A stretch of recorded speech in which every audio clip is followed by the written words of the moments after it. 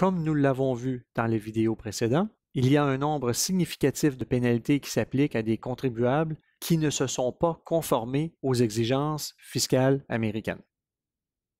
Il y a une bonne nouvelle.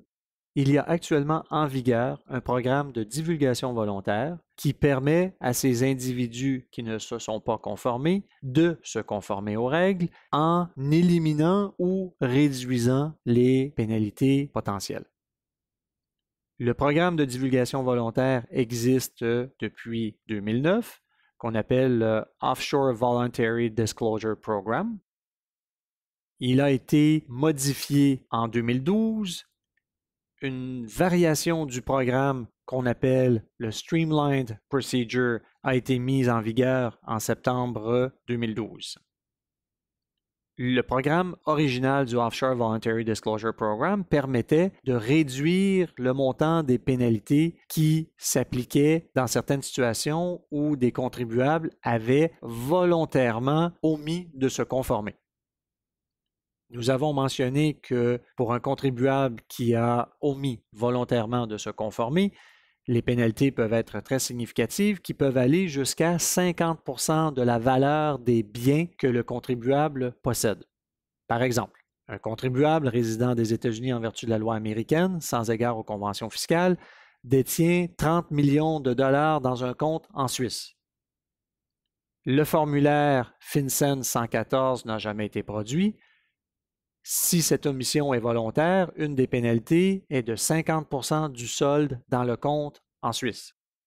Puisqu'il y a 30 millions de dollars dans le compte en Suisse, la pénalité serait de 15 millions de dollars.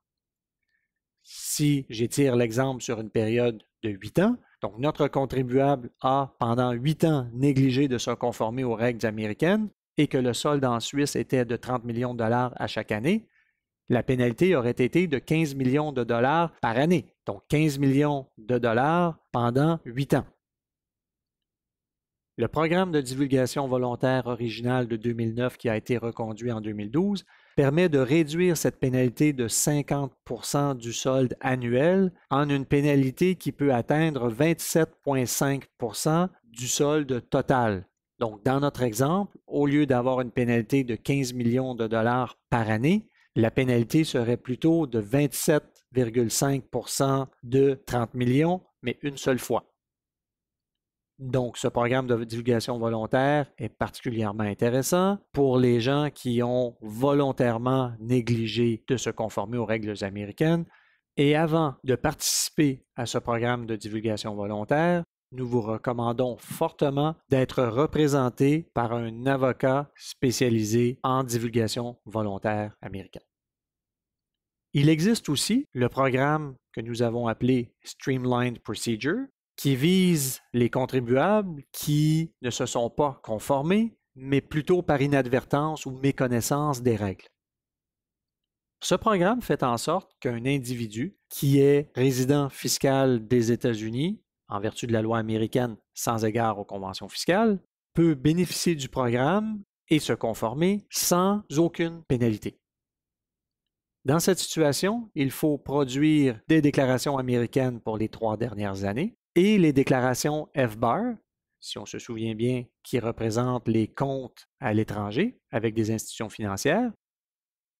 Donc, ces déclarations FBAR doivent être produites pour les 6 dernières années et ainsi notre résident fiscal des États-Unis qui habite à l'extérieur des États-Unis pourra se conformer sans l'application d'aucune pénalité.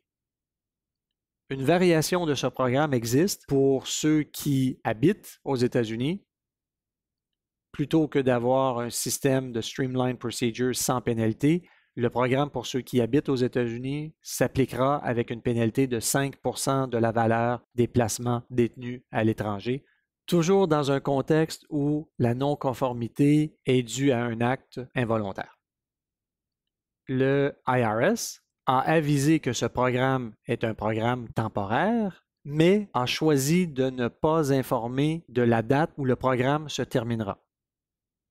Puisque nous avons eu de nouvelles règles et dans certains cas des précisions à l'égard de certaines règles déjà existantes au mois de juin 2014, nous ne pouvons toujours pas prévoir la date où le programme se terminera, Mais le fait que ces règles aient été mises en juin 2014 suggère que le programme se continuera encore pour une certaine période.